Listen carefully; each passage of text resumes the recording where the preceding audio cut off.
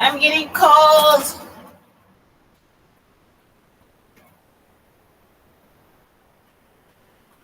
So please stop explaining.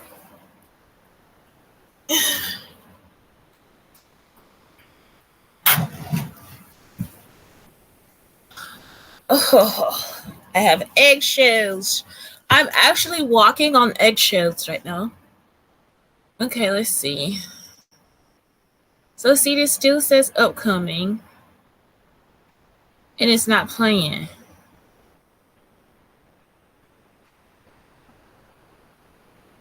So manage videos. Let's see what it does. I see the Twitch is really playing.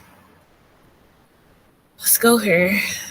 Create broadcast. I think I'm supposed to do create broadcast before or tweet. So see, now I see myself on there. Go live. So now those are working.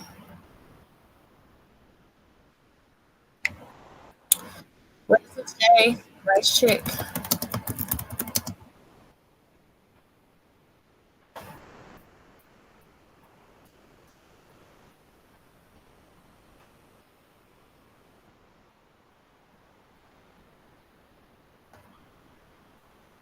Okay. All right. So this is now live. Okay. So now the other one is like uploaded, and I don't know what's going on. And so I'm just gonna do a quick show for YouTube, Facebook, and Twitter because now it's like working. All right. Because I'm like, where's my show? All right. So today is called Rice Check. Ross. Would you like a cup of Ross? We got a few vocabulary words that we gotta look at. Would you like a cup of Ross? Ooh, and maybe I can like kind of like dive into that stuff too.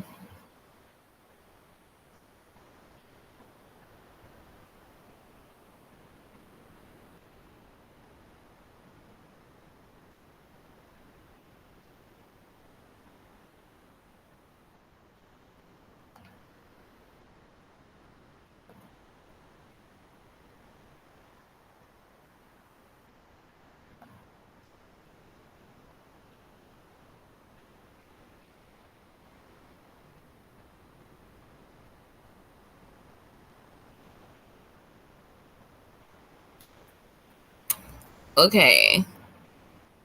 I do. Oh, that was okay. I need that one. So I set up my show for tomorrow, and then I was like, wait a minute, this other show is not coming up.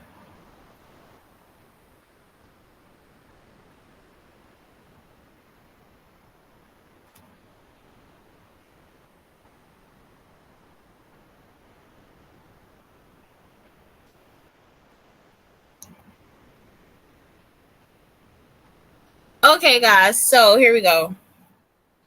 How do we check our cultural lenses that overtly and covertly influence our norms, behaviors, assumptions, and expectations? So really they are talking about like how do you become a healthy person? Like if you have all these issues with other people, how do you check yourself? And in the last show, because I wasn't able to I just did the show, but the show will be different for Tumblr Live. It'll be different for Tumblr Live. It'll be different for what's the other one that I just did? Tumblr and Instagram. So I might turn on Instagram again. Did I have Instagram on? Yeah, I did. Okay, so the best way to check this is with something called, I'm trying to move this around, Adlerian therapy. And I have this in our racial healing book. And Adlerian therapy is just like, okay, let me expose myself to these things that I think are wrong, and then I will find healing.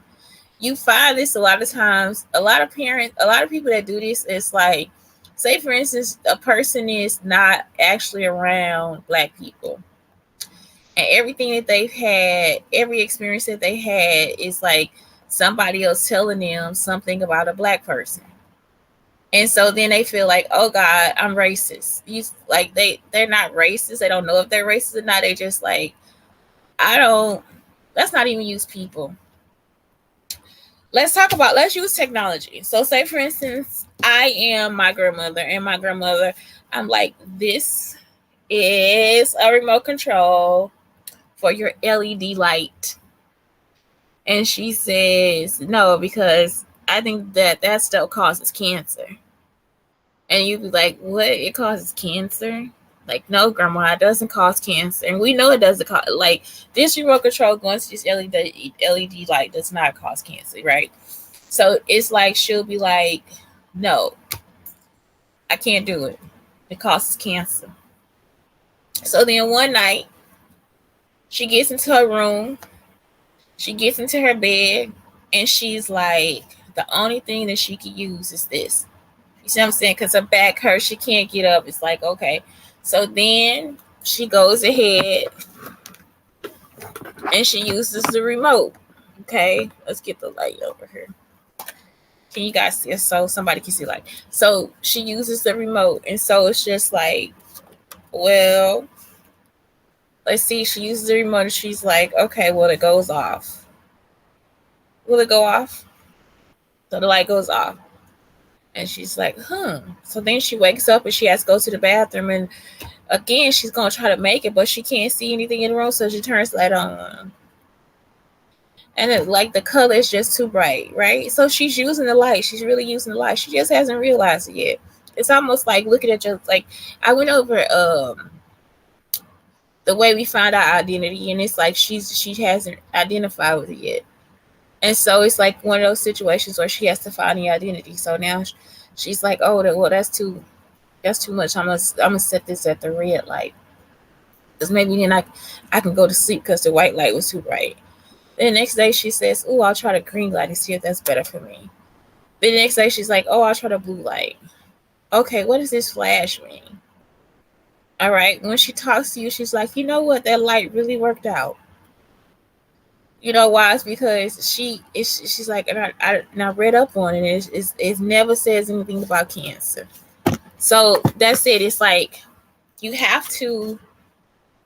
That's the same thing that you do with athletic therapy.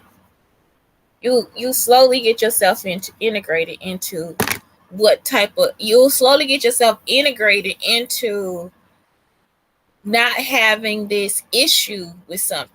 Okay, so just because somebody is against, like, okay, like let's say, now let's use a human example. I used to have a class with a guy. He had like a business, right? And he had a lot of Hispanic workers. I'm talking about most of his workers that were Hispanic. So I'm just like, for real? So I'm talking about most of them. Like, he's like 95% of the people that work there are Hispanic. He has all these hang-ups about Hispanic people. And that's it. He has like all these issues. Like, they like this, they do this. Oh my God, Hispanic people do this, that, and the other. And it's like, well, don't have them work for you. And he's like, no, I offer good benefits. I get them jobs. I pay cash. I do whatever I can. So he has issues, but is he racist? He sounds racist, but he's not racist, because he's not actually, even though he has these issues, he's not stopping them from making money. He's not getting their business. He's not following them home. He's not writing down everything they do and then stopping their jobs or anything like that. He is just like a person. I mean, he just does not have a lot of experience with the people.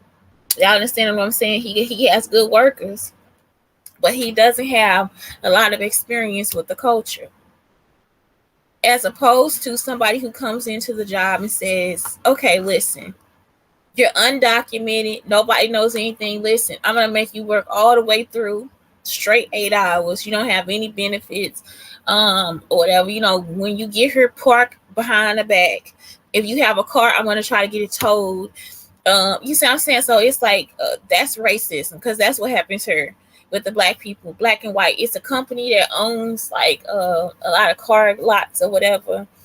I think it's still part of Offenburg, but they own a lot of car lots or whatever. So what they'll do is they'll try to run scams on people.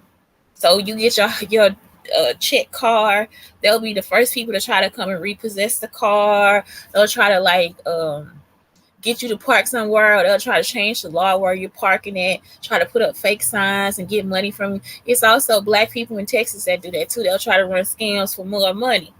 So you'll just be like, okay, that's racism, because this person is actually stopping some quality of your life. So that's the difference in what I'm saying. So it's like he does have to check himself. And how does he check himself? He could go to more like Hispanic. He doesn't need to do that with his workers, but he can expose himself to maybe a Hispanic neighborhood. Maybe he can start by just like looking at some things online. Maybe he can, like, some things that he feels like he doesn't understand, maybe asking more questions about his company. And so it's like he has a first-hand experience. I mean, a first-hand chance to get over a lot of stuff. It happens the same way with like mixed families, where somebody has like some issue and then they get a mixed grandchild. And it's like, well, I don't have those issues. Her mother's great, his mother's great. You see, so then it's like, then they start to more and more get themselves involved in another culture. And not even another culture, just get themselves more involved with that person. They find out, I love this person. And the reason why I have this issue is because it is. They can explain it to you because now it comes from a point of healing. So today's question is your cultural iceberg, and how, if you ever had those issues, what happens? And so the most important part I was going to tell everybody is like, this is your solar plexus. It's like right there. It's right there. It's right beneath your breastbone. It's like right there. That's your place of healing your isms. Okay, and I know that part is like, oh my God, Shantae. You have to relate this back to your body because you are still connected to the earth. And so when you have all those little issues and stuff like that, that is a place of healing your isms. You have to heal all these issues that you have with other things that don't really involve you. So you look at the Karens, they have isms. So they have to, that's something that they have to heal, that solar plexus. And Karens can come in white, black, Hispanic, Indian, Malaysian. You know what I'm saying? They come across all colors. So the Karens have to heal. And the reason why they are unhealed is because they were abused. Somebody has taught them that this has to be done this way, and it's not the truth. It is not the truth. Everybody cannot do everything the way you think that they need to do it. So you have to think about overtly and covertly. So when you want to do your healing, you got to think about, how do I do this without concealment? So I was talking about personalities, and tomorrow we're going to talk about personalities. We're going to talk about the MBTI, right?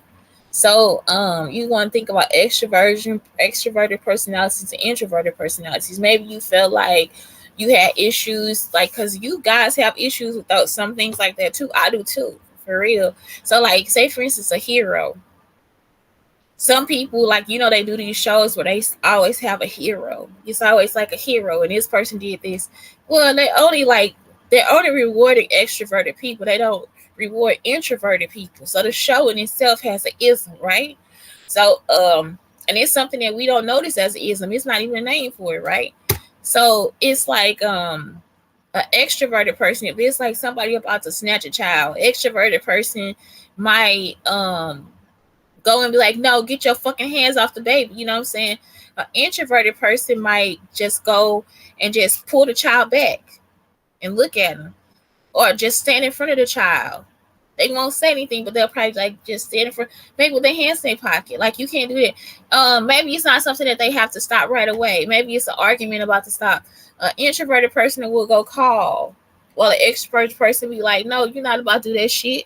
Go get the authorities. You see what I'm saying? So it's like, both of those people are heroes, but y'all are like, look at one person and say, oh, that's a hero. And it's like, why? Because they said something?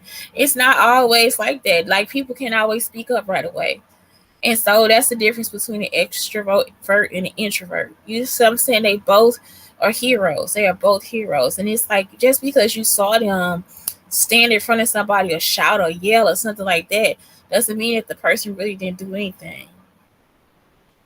So that's the other part I wanted to go over too. It's like, don't do that, like, for real. Overtly, without concealment or secrecy. How do you How do you openly confront yourself or check yourself about the influences, norms, behaviors, assumptions, and expectations?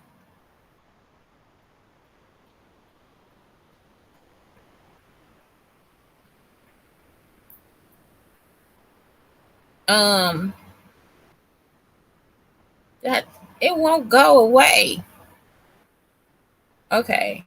You don't want to go away? Move it. Move, get out the way.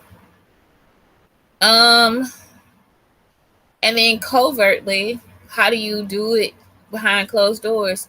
I was talking about um being Jewish, and I've always had to highlight being Jewish for real. So I do pray. Um, I I try to wear like a yarmulke, but I wear a hat. I wear a baseball hat, and I just start telling everybody this stuff too. So it's okay. I'll tell you. So covertly without being openly acknowledged or displaying secretly, and so it's just like an issue that I have for myself. Like um, I'll cover it up because people get mad that I'm a dark skinned Jewish woman. White people will want me not to say that I'm Jewish. Um, what else? A yarmulke. Like I want to wear a yarmulke. I don't wear a yarmulke. I wear a baseball hat. Oh, I cover my head up with a scarf or babushka. What else? I only want to have meetings with men unless like I want to discuss the matter. You understand what I'm saying? It's like I don't want to sit here and play with you and have sex and play games. All this stuff. I don't want to do that. I'm just not into that stuff. I try to what else? I pray a lot. Um, I usually pray at the Catholic Church. If not, I pray inside the room, whatever. I pray a lot, so sometimes I just keep my head covered so I can pray. Um, what else? Being Native American is like something I have to discuss with people. I'm really open about it right now because some things I did not understand, like these whole spirits and stuff. Like being taught this stuff and then people doing this stuff is like it's so irritating me, it's sickening. But it's not the Native American people. It's just like I think it's voodoo. I don't know. Um, but it's some stuff I try to I cover it up. I just cover up. I make sure I try to cover myself up. Like the first show I was like uncovered, so the show didn't save, so I was able to like grab a cover for myself. But I try to keep myself covered up, and when I'm at home, I just like don't wear anything. I don't wear like a whole head wrap or anything. I don't. I'm not like really. That's not my. That's not my ski glow. I'm not that religious anyway. But that's it. It's like just I just cover up. You know what I'm saying? Like I really do hide who I am. And the only reason people really got to know who I was is because they were stalking me and they had cameras in my home. So the last show I talked about all the like stalking and how they were actually just in my house and recording me and now they put it on TV and all this different stuff and it's like that was just not your business to do. So I have been going through a lot with that. Um the other thing I wanted to look at was the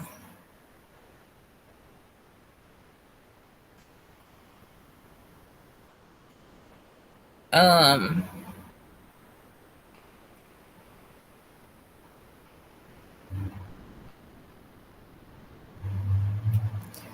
was a cultural lens. So the cultural lens is just a myopic view of how one perceives their environment based on knowledge, values, attitudes, traditions of the group um, with which one most identifies. And myopic is just a nearsighted view.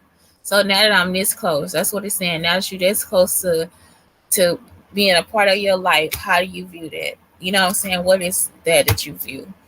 One thing that I was talking about in the last show was that burning my butter. I shouldn't keep saying the last show, you know. But one thing that burns my fucking butter is when I'm in a black community and I have to dress to a certain standard or wear a certain label or something like that. that is something that really gets on my nerves. I also don't like when people want to know about my food and stuff like that. And so some people want me to be real open to all this different stuff, and I don't have to be. Like if I've experienced that and somebody else is in my business and they thinking that I need to give somebody more information about my life, or that I need to cater to how people feel about clothing and all this different stuff, they can really just kiss my ass. And so it really at this point, like I'm supposed to check myself. I'm supposed to check how I feel about that culture point of view. And no matter how many times I try, I really do get pissed off.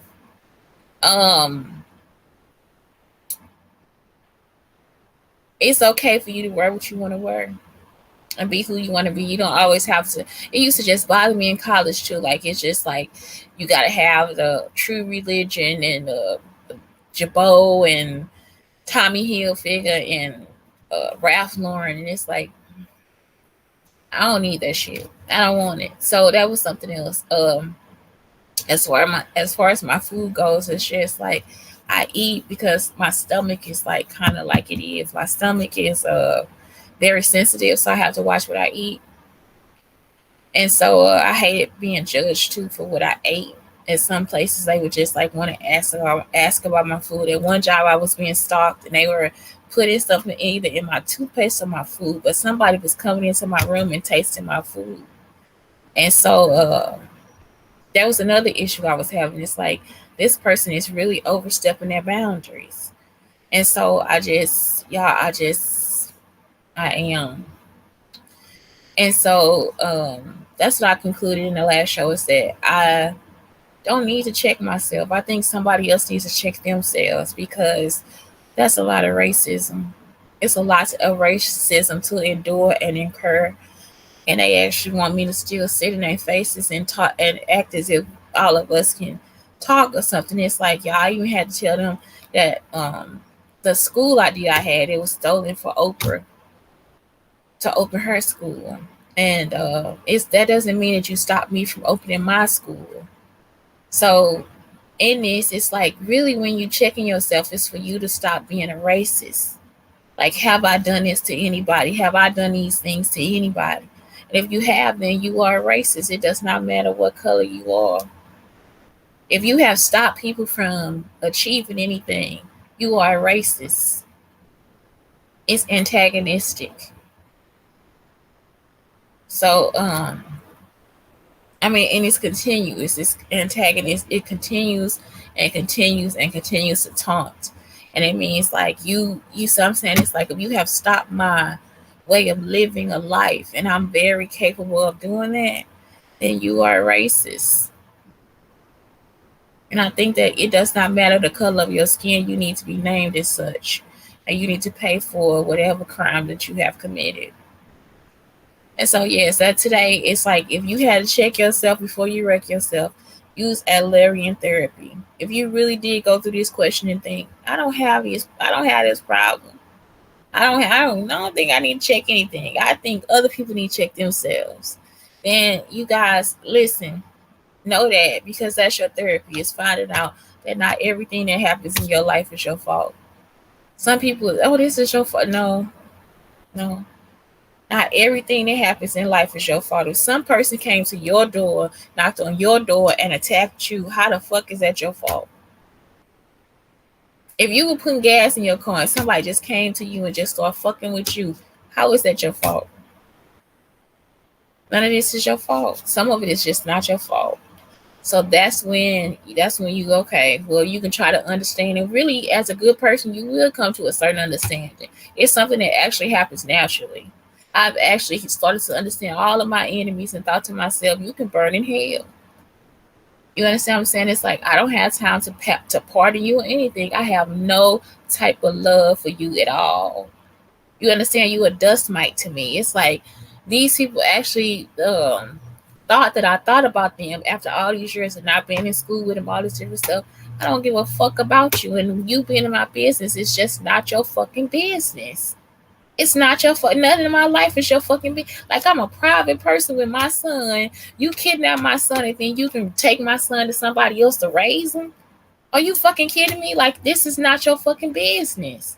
Like, we're not gonna sit back and hee and ha ha about this. You took my fucking emotional support animal. They didn't kill my grandma, my mom, my stepfather. They over here trying to transfer our souls through a fucking wall and all this different shit, running fucking science experiments and shit. What the fuck you think we about to do? So it's just like, y'all, some shit you like, bitch, you need to check your fucking self today. You understand what I'm saying? If that's the conclusion y'all come to, then that's what you come to. Tell a bitch to check they fucking self, because I'm for real. Like, that shit is kind of fucked up. I didn't ask you to be in my fucking business. And didn't nobody tell you to be in my business either. Either way, all of it, you got to go to jail because it's against the fucking law. So that's it. Anyway, y'all, please just have a great day. Have the greatest fucking day that you can. It's Shantae Brown Sugar talking on the Black Unicorns. Blake, I love you. And I thank you. Because these shows, my darling, for this month are all for you. We have to prove to them, darling, that all lives do matter.